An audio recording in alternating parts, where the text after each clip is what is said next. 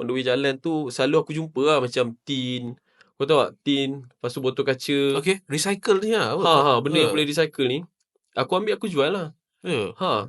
Lepas tu aku belajar buat duit, aku macam tak adalah tahu sangat, tapi aku tahu yang boleh dapat duit kalau jual barang. Itu je lah aku tahu kan. Tapi lama-lama bila makin kau dah minat jual kan, kau akan jumpa lagi cara-cara buat duit kan. Sampai aku jumpa cara jual gadget, jual phone apa semua ni. Aku buat duit daripada situ lah. Daripada situ aku start belajar buat sale apa semua ni. So sebab tu bila aku masuk start jual SIM card, aku bagi tahu kau tu, aku rasa mudah.